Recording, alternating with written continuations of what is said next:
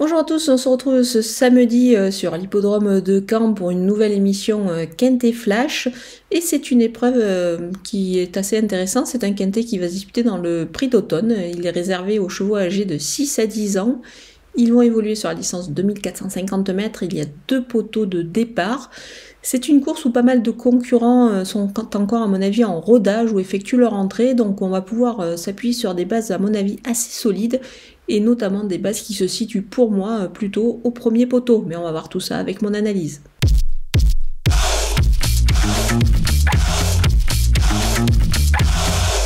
On attaque avec mes bases et le numéro 6, Falco des Rochers. Le cheval a été gardé pour ça par son entourage. Le cheval est en forme, il court toujours bien ferré, ça sera le cas ce samedi sur l'hippodrome de Caen. Donc je pense que tout est réuni pour qu'il puisse passer le poteau en tête ici. Il part devant, évidemment. Je pense que là, c'est là que se situent les meilleures chances de la course. Le numéro 2, Flash de Véli.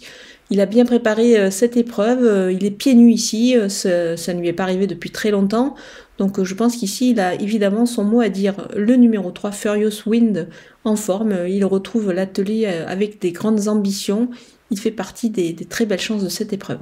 Les opposants avec le numéro 7, Falco du Douai, il est plutôt bien placé en tête, l'engagement est très favorable, il est déféré des 4 pieds, il aura logiquement des ambitions dans cette épreuve. Le numéro 8, Étoile Rouge, c'est tout simplement la ligne avec Falco du Douai qu'elle retrouve, donc je pense qu'elle devrait pouvoir profiter elle aussi de ce très bel engagement, c'est la plus riche du premier poteau, donc on va la retenir également très haut. Le numéro 1, Far West du Rib, il avait un meilleur engagement le même jour sur cet hippodrome de Caen. Finalement, son entraîneur s'est laissé tenter par cette épreuve qui s'est un petit peu creusée, pas par le nombre de partants, mais par le fait de concurrents qui effectuent leur entrée. Ils ne courent pas avec des premières chances, donc je pense qu'il faut s'en méfier ici. Le numéro 10, Elliot d'Ambry, sa rentrée lui aura fait, à mon avis, le plus grand bien. Là, il est pieds nus. Alors, il faut plutôt le voir plutôt pour une 4-5e place. Ici, il profitera de défaillance de chevaux en vue. Mon coup de poker, c'est le numéro 13, Grand Art, et c'est donc un concurrent qui, lui, va rendre 25 mètres dans cette épreuve. Je pense qu'il en est capable, plutôt pour une place ici. Le cheval est pieds nus, bien engagé. Il n'aura aucun mal, je pense, à rendre la distance ici. Franck Nivard est aux manettes, on peut lui faire confiance. Et ça vaut la peine, pourquoi pas, de le tenter en The Couillon, c'est-à-dire trouver le 4e dans la course. Et pour cela, il faut s'inscrire sur le site theturf.fr et ouvrir un compte. Et pour bénéficier des 250 € de bonus, vous n'oubliez pas le code promo FlashTurf. Du côté des outsiders, avec le numéro 14, Galatéji, il a couru 2 fois après une longue absence. Je pense qu'il a progressé là-dessus.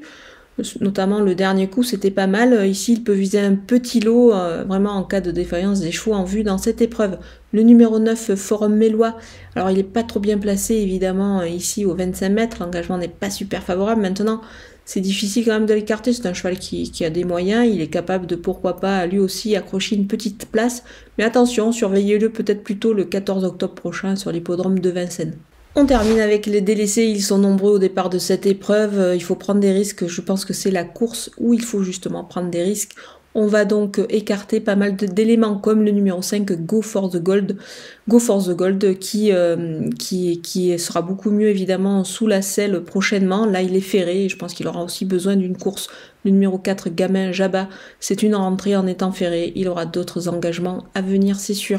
Le numéro 11, Goalando Fort, c'est une rentrée pour ce bon cheval, ce cheval de qualité. Maintenant, il est ferré et évidemment, il vaut mieux attendre comme le souligne également son entraîneur. Le numéro 15, Digné Droit, c'est un cheval aussi qu'on connaît bien, il est de qualité. Mais là aussi, ça sera un petit peu compliqué pour lui, il vient d'effectuer sa rentrée, il va encore certainement avoir besoin.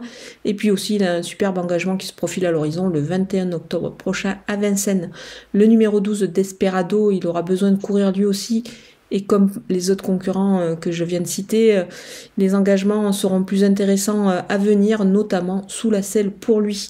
Le numéro 16, Firello, il n'a pas été revu depuis 10 mois, ça fait beaucoup. Il va avoir besoin évidemment de cette tentative pour se remettre dans le bain.